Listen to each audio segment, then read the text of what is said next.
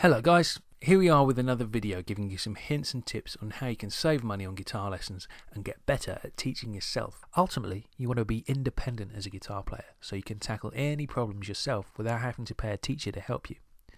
Now, the number one key to improving your skills on your own is by having the ability to self-diagnose your guitar playing problems.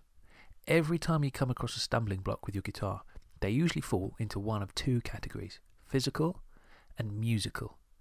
Each category has specific methods you can use to tackle their problems and help you move forward. So, what are some typical issues you might face? Physical: I can't seem to play fast enough, or I can't seem to hit string bends accurately. Musical: my solos all sound the same, or I can't work out songs by ear.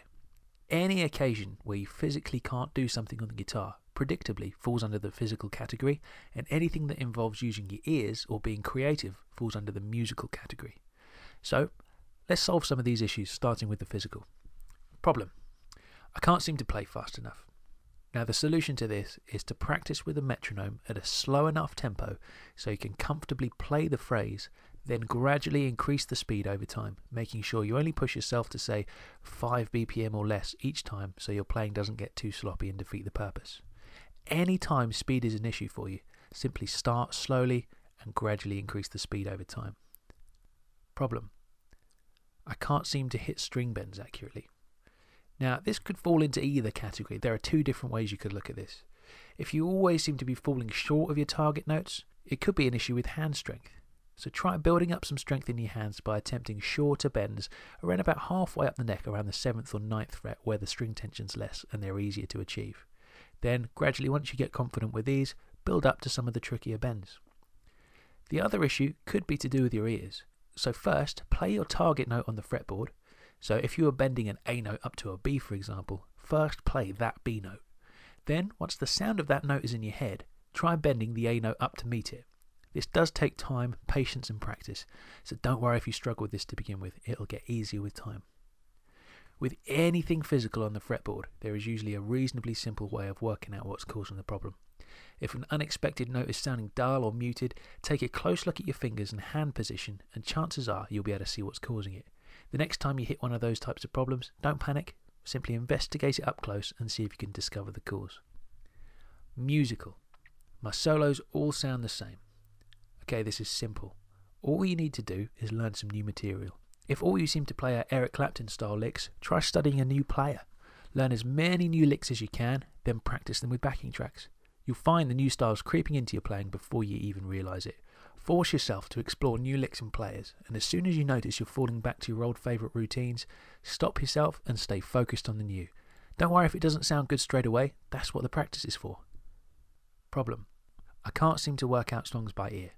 Solution: the most common issue I find with my students is they're too ambitious. If there's anything you're struggling to hear or reproduce on your guitar, the key is to simplify it. Take it one note at a time if you have to. There are a whole host of software and hardware devices now that can loop specific sections of songs and even slow them down. Note, when you first start practicing this stuff, it can get frustrating, so keep it slow. Take it one note at a time and don't rush. If you're new to this, start by trying to work out how to play simple nursery rhyme style songs you've known all your life, like Happy Birthday or Jingle Bells or Twinkle Twinkle Little Star, then build up to more challenging stuff gradually. It might sound funny, but it really does help to train your ears to hear those notes accurately.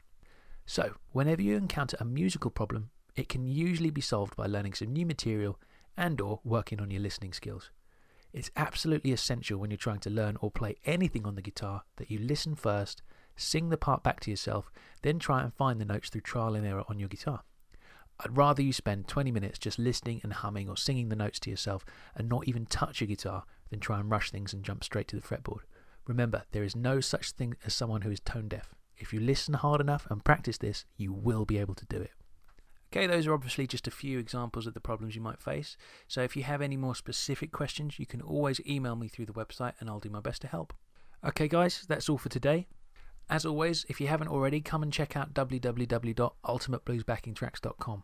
We've got more than 50 blues backing tracks, all recorded with a live band, and over 500 licks for you to learn and get your playing moving forwards. Also, check out our Ultimate package, where you can download absolutely everything on the site with some great bonuses like Guitar Secrets, which is an entire 10-week course, and an exclusive pentatonic mastery guide, which tells you everything you need to know about the pentatonic and blues scale. If you're serious about getting better at playing blues, or just improving your guitar skills, this is the package for you.